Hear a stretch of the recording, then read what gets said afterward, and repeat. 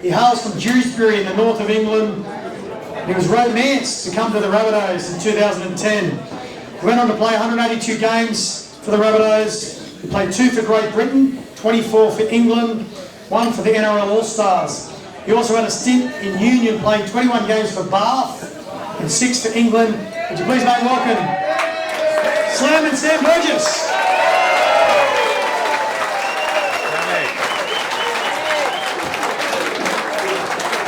Welcome, Margaret.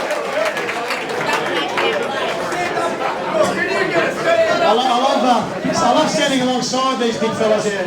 Looks like I'm on a stool. I didn't know you got some steps in those shoes, yeah, I'm trying. Okay, so all right. So this is going to be a bit of a looser sort of interview because we've known each other for a long time. In fact, I remember when I got a phone call back in 2010, and I wasn't doing much that day, and I got a phone call from Tony Henderson. He said, "Mate, we've just had a young bloke come from England. He's just got off the plane today. He wants to have a game of golf. Can you organise a game of golf anywhere?" I said, "Oh, I should go.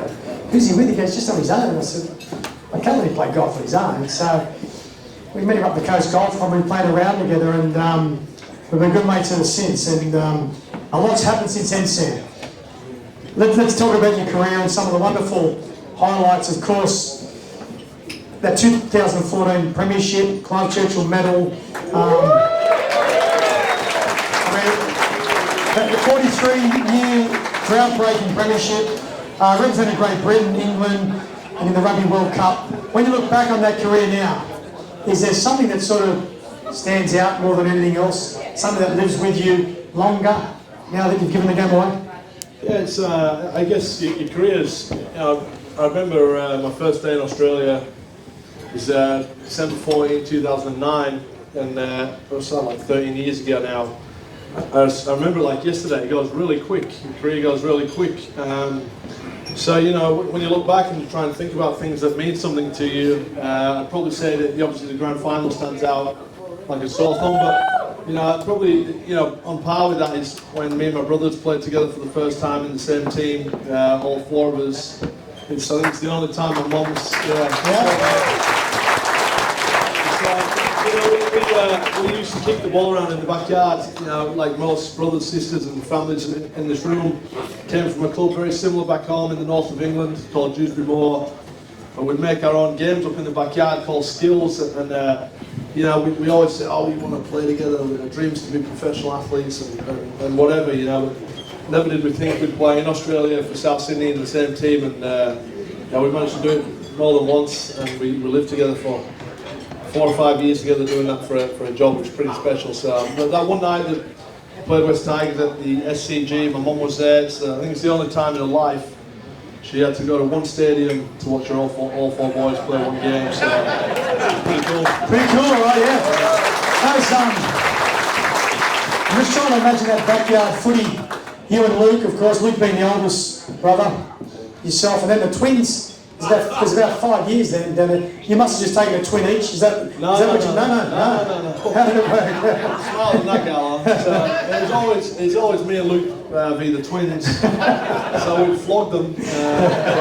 And then when the twins started getting a few hairs around the cell, getting a bit stronger, we started mixing it up a bit, so the teams were a bit more even. But we flogged the twins for years. I think now. Toughen them up, huh? Yeah. We did.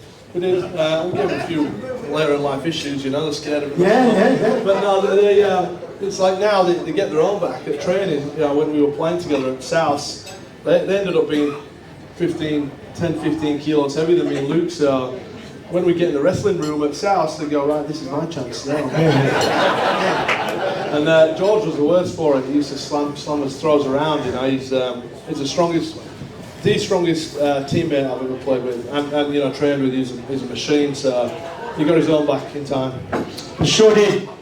Well, let's talk about 2014. We built. Actually, before that, let's just go a little back before that. You coming to South in the first place, and there's stories of how you were invited onto movie sets and you were shown what life's going to be like in Sydney. You'd been to Sydney before, but it hadn't been under the careful watch and care of Russell Crowe, correct? And he knew what buttons to press. Yeah. He approached you and told you a story, and gave you a dream, and it came true, I suppose. Yeah, it's true. So I'll tell you the story. I'll try and keep it short. But the short of the long is, he called me out of the blue one day. I didn't believe it was him, and I was playing in London. Can you put that voice on the phone? Hello, Sam.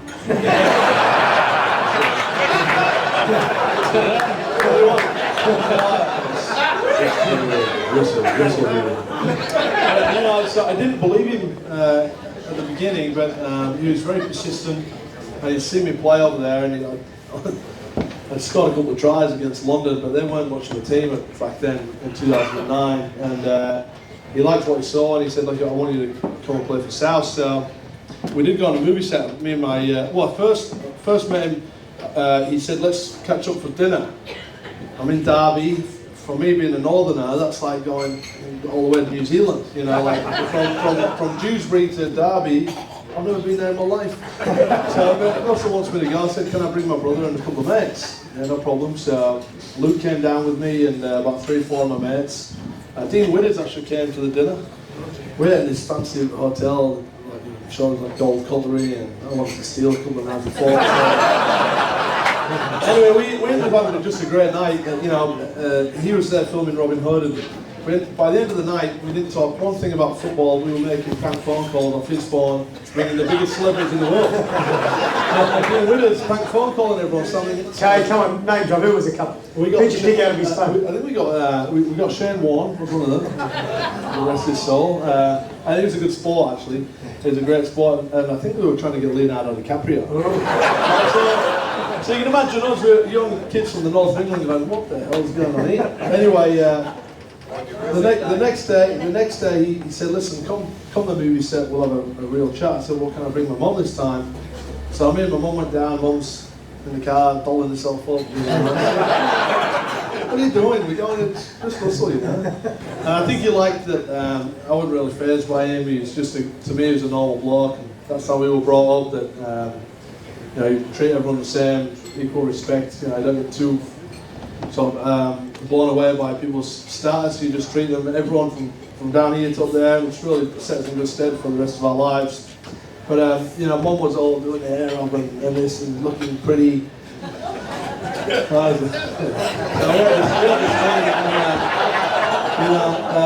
But we had a real conversation. He said, look. If you want an opportunity in Australia, I can open every door in the world, okay? He said, but you've just got to step through it. Now, I said, all right, cool, where do I sign? I said, if I'm coming, I want to win, right? I don't want to come and run mid-table. I want to come and make a name for myself. And my father always used to tell me to leave my imprint wherever I went. And I thought, if I'm coming, I want to leave my mark on the game. I want to leave my mark at South. I said, well, I'm coming, let's get it done. And I suppose it's easy for us to look back now and think it wasn't such a big decision, but Souths weren't travelling that well back in 2010 at all. Yeah, well, they weren't, and Jason Taylor just got sacked because David Falonga. That's right. On Mad Monday. As you do. Russell saying, this coach, Jason Taylor, he's a great coach, you're going to love him. And then I saw in the press he got sacked, and then the email said, nah, I'm not sure you'd like that guy. And this new guy who got scrapped, going, all right, okay, we'll be fine. And so that was the start. Yeah. But there was a lot that needed to happen. It just didn't fall into place automatically for 2014. They appointed Madge. Madge come with a great reputation from England, who you knew well. But there was a lot that needed to be done between 2010 for 2014 to happen. Yeah, there was a hell of a lot. When I first came to South Sydney, losing was acceptable. It became part of the DNA. It was in the furniture. In my first year there, we'd done okay. We were sort of sitting 8th and 9th all year, but we were playing St George in the last game of the season at Cogra, and if we beat them by 4 points, we're in the 8. For South, that was an achievement. For me, that's the first year. I'm happy with that. It's progress. So we go to the game. Michael Crocker is mad as the box of frogs. Great teammate. He's a winner, out-and-out winner. What someone you want to play with every day. I got to that game, I could smell in the air. There was, I didn't really want to be there. Some of the guys, and Ben Chris got a hat-trick over my halfback in the first half. I'm looking at these players going, they don't want to win. No one wants to win. They don't want this game. they want it finished this week and they want the weekend off, you know. They don't have to tonight if we lose. Whereas for me, I'm going, I want to play right until October 3rd, you know. So I remember after the game, everyone's gone for a drink as they do on Match Monday, and I couldn't quite get my head into that space for a while. I'm looking around, see who's partying, and I'm going, I'm not about, I didn't want that, you know. I said to Russell, we were actually at Russell's house. I said, Woolloomooloo this one? Oh, Woolloomooloo, yeah. I said, Russell, you've got an issue at the club, losing's acceptable, so we've got to sign some big name players, we've got to get some serious winners, and we've got to get people who are ruthless enough to say, hey, I'm your friend, but it's not secondary to winning games of football. And you know, we signed Greg Inglis the next year. We ended up starting recruiting. And, you know, Maguire was, you know, he was great for. He was a hard trainer. He's mad as well. But you know, he brought a good culture as well. But you know, we slowly started to get rid of those players that didn't want to win, didn't want to do the hard yards, and it took us about. It took us four or 5 years to get the job done. When Madge took over, there was a reasonable roster there actually. Johnny Lang was a great fella that was probably a little soft on players, and they made the most of that. Madge, of course, now has just been through the ringer and back at the Tigers. Like, oh, Madge, you know, you see him these days, and how he's still got any hair at all is amazing. But take us through just those changes that Madge made when he came in on board. That needed to be made. Well, I think he was also a winner. He had a winning mentality, you know, and he didn't accept mediocre.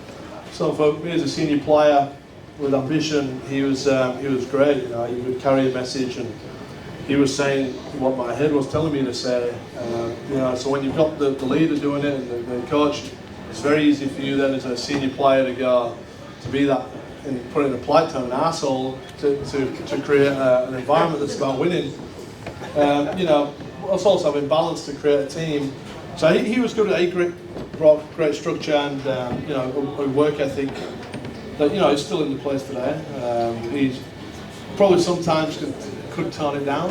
Yeah, I just see now, you know, in today's day, you've got to have a balance. You know, there is a balance in that, but and one way doesn't work always everywhere. But you know, Maguire was good for us at the time. We had an amazing roster. I look at the roster we had back then, and if any team had that now, they'd have success. You know, we probably should have won more than one premiership, which, you know, does give me a bit of pain every now and then because we were very close. 2012, probably 13 is the year we should have won, and then we finally got it in 14. So, you know, if anything, we could have won a couple, but he was the guy that helped us get the first one. All right, I'm going to ask you one more question about football, and I'm going to ask you about life after football. Right, when it starts to get fun, you know? Okay, so Wayne Bennett, our longest-serving NRL coach, been around for 30 years. What is the magic of Wayne Bennett, you know, and why has he been so everlasting? Well, I mean, I think you heard Laurie talk earlier about, you know, Wayne and Tim Sheens. I mean, I've never worked with Tim Sheens, but I met him when I came backpacking here, and I felt he was a great energy. It was before I signed at SAS. He's a good guy, but Wayne has a knack to inspire, to make you want more, to think further, to care about your teammates, to care about yourself. You know, I don't know what he has. I asked him one day. He made me captain of the England Rugby League side in 2016. We were invited to press conferences, you know, once or twice a week throughout the north of England, and you know, we get to know each other very well. And I said to him one day, I said, "Wayne, what is it? What makes you different?" You know, he's different. He's different to us. He couldn't answer the question. He didn't know. He just said, "I don't know. I'm just myself." Right? And I just thought that's a great answer because, you know, in coaching, in sport, we see a lot of people that are red. We see a lot of people that learn. But with Wayne, he's just natural. And you know, I think that's what I took from him. He has a lot of life experience. He's had a lot of life misfortune, and I think through that, he's gained some great wisdom. It's given him a knack to be able to connect with people and understand, and internally it makes people better players. Okay. Medically retired, wonderful career. Wonderful career. Medically retired at the end of 19. We went to Mexico. Yeah, that's right. There was an invitation to go to someone's party in Mexico at the time. Had a crook shoulder, then all of a sudden, front page of the paper, girls, Rap, we'll get to you, Rap, we'll get to you. Girls on your shoulders, dicks on their heads and all that, and we start to see some notoriety. Okay, the Burgess family was very famous in itself, but then that profile got carried outside of football. You know, and then there was, you know, the marriage breakup and all that sort of thing. Take us through that period, especially just post-retirement, when all of a sudden you're not a footballer anymore. You're not having to turn up to training every day. You don't have this routine. What was life like for Sam Burgess, which was, I mean, you can't go anywhere, given the size that you are, and not get noticed. So how tough is that? And how tough was it back then to go and put yourself out there, and all of a sudden these people have got an opinion of you that never met you? Yeah, it's pretty, I won't say hard, because I don't like to think my life's been hard at all. I've been very blessed. I've had a great life, you know, to this point, but there's certainly challenges, and you know, retiring for me was extremely challenging. I found it, the unfairness and disjustice. I had all these emotions, and I couldn't quite come to terms with not being able to compete anymore. I was extremely competitive as a player, and you know, I retired through, I got an infection in my shoulder from surgery, so I felt it just so unfair, you know, and I wasn't ready.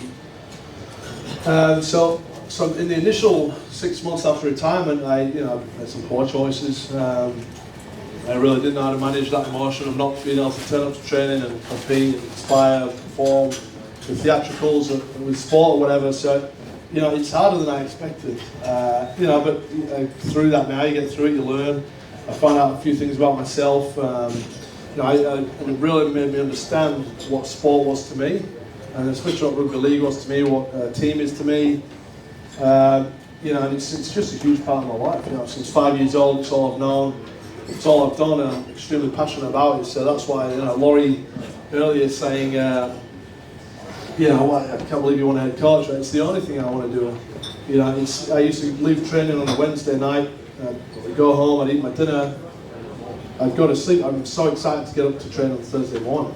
I'm obsessed with the game, I'm obsessed with getting better, I'm obsessed with being around my friends, my teammates and everything. So, you know, it was getting it taken away from you so abruptly. I probably didn't manage the best, but you know, you learn lessons in life, and that's what it's going to be. It's just moved on from that and gone better, you know. Okay, now let's talk about, obviously you started 4B. Everyone heard of 4B brand, the 4 Burgess brothers? They've got the apparel brand out there.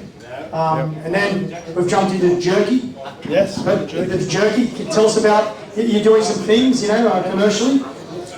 Yeah, well, I mean, obviously inspired actually by you, Sean. Extremely successful post-career, but you know, me and my brothers, probably led by Luke, when Luke retired the year before me, he said, hey, we should start, you know, a company.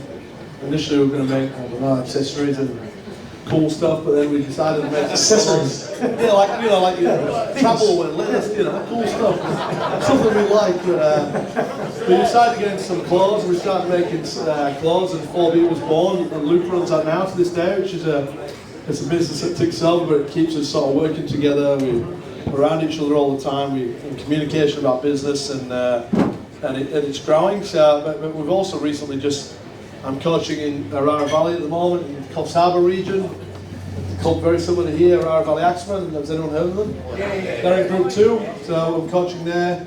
I stole one of the players actually. Zach. Oh yeah, Zach. Oh yeah. Zach Manning, I've got Zach here, yeah. I stole Zach. He's doing very well. He's doing very well. He came off with a head knock last week. He said he got a bang in his cheek. I said, mate, I'm talking about 2014 grand finals, Zach. But whilst I've been there, did he cry? Yeah, he did. He's tough. He's a tough kid. But yeah, I've got into some business up there. We're making beef jerky. We bought a beef jerky business up there, Yarra Valley Beef Jerky, which is fun. It's been great. It's been a great help with that. So I mean, life after football is a couple of business things, but my real passion is in the sport. And so tell us about this coaching ambition. There's talk that you were going to the Dolphins, but it appears you've now got another pom that's going to work with Wayne and then take over. Christian Wolf.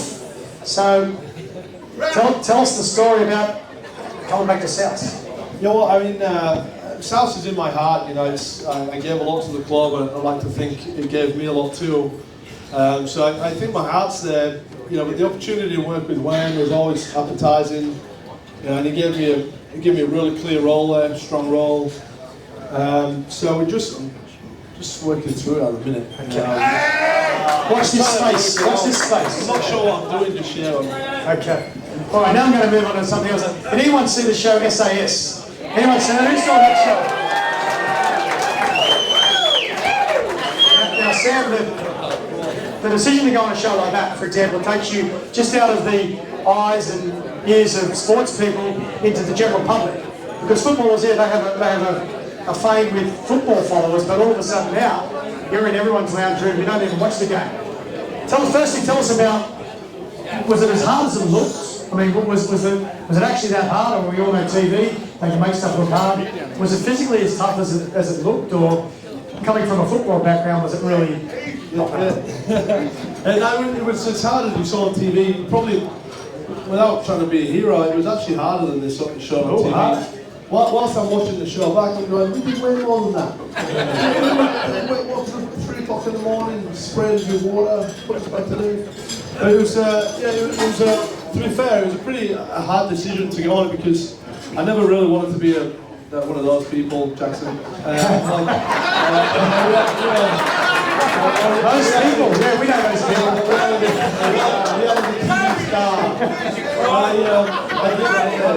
But it's, you know, looking back, I had an intuition to, you know, I thought at the time I was getting a rough end of the deal everywhere in my life.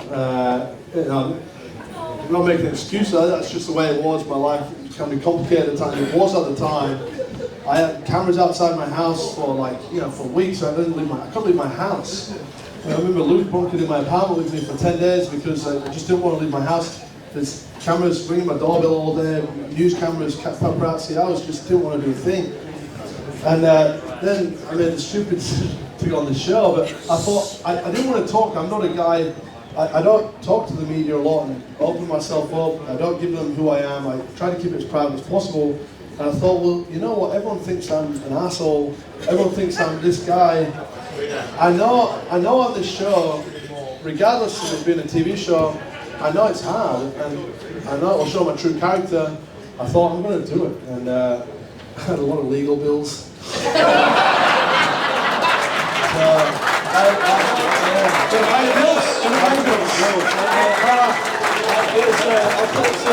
I'll tell you how this is how the deal went. The deal went like this: that they got in touch with me and they said, "Oh, we can pay you X amount of money if you do the show." I said, "There's no way I'm doing the show." They called me back a week later and said, "Well, we can pay you 2x amounts of money to do the show." I said, "I'm not doing your show. I'm not interested. I'm in a bit of a F the world mentality, you know." I said, "Well, how many X's would it take to do the show?"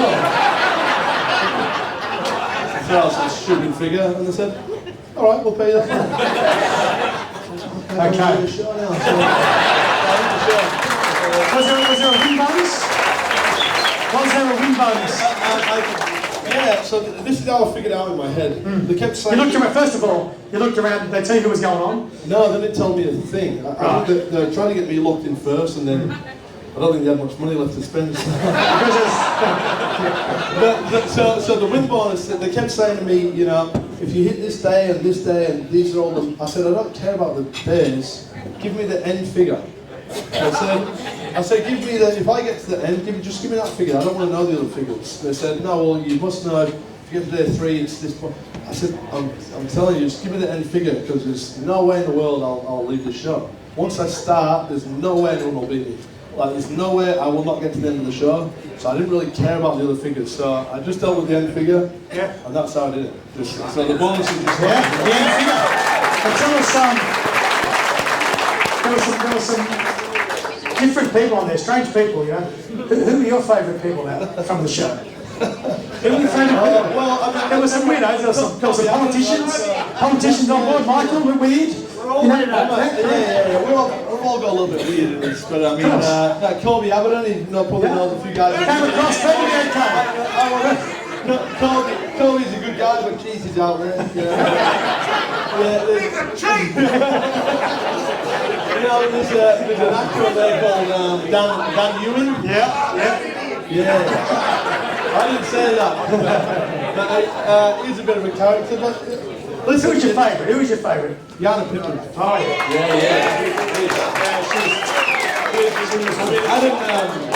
I didn't know much about her before the show, or many of them really. I didn't know most of them at all, but I got to know Yana pretty well on the show, and she's a super impressive woman. You know, I didn't realise her history publicly in Australia. I was surprised that when I got out that people had an opinion of her, you know, so poorly. But you know, she's just a fantastic woman. You know, probably beside my mum, probably one of the most like impressive women I've ever met. She was all right, Rat. Final question to Rat. What is it? Stand up, Rat. Stand up. What is it?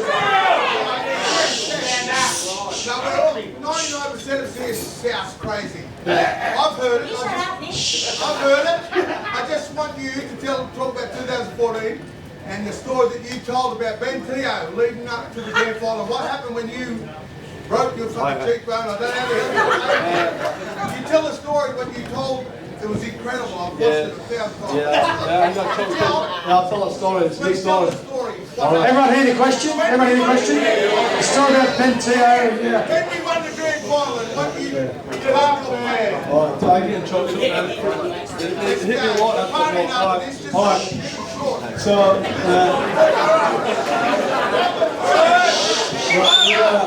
it's a good story. It's a great story. So. We're playing the Roosters in the prelim at ANZ, and Benny Teo, he had lived with me that year. We were both going to rugby union the next year, so we decided to live together. And he's a bit of a loose cannon, and I was, and I was ultra focused on winning, okay, and. He suspended for 4 weeks. First game back, prelim, playing the Roosters, so we put him on the bench. And his first involvement in the game, we were down 12-0, the Roosters. Yes. He came on 20 minutes into the game and he hit James Malone, who was on the ground. And he didn't have to do it, but he picked him up and like slammed him on the ground. And he gave a penalty away. I said to him, man, what the fuck are you doing? So he's down 12-0, and no word of a lie, I've never been hit like this on the field with emotion. He turned around. I get choked in my head. He turned around and he said to me, he said, I'm here for you today.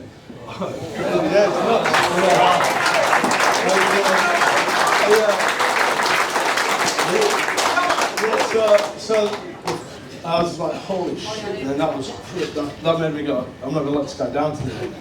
And the following week, when I had my face in the grand final, I knew what that meant to me when he said that to me, so fuck, I'm going to use that. So every time a player would come to me and go, man, are you alright? Yeah. So I busted my face, right, and I knew I was in some trouble, but everyone talking to a few players in the field, and they come to me, man, are you alright? And I just respond to them, I'm here for you today. And I'm like, so it goes through, and it goes, really powerful moment. I thank you. He's a great teammate, Ben Teo. A great teammate. Great question, Rat. Great question.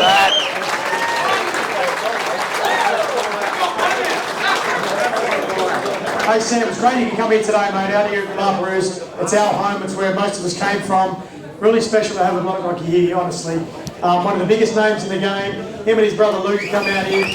Please thank them for coming today. Put your hands in the air. Sam Burgess. Thank you. Okay, we're going to have a 5-minute break and then we've got Darren Carr coming on. Do what you're going to do.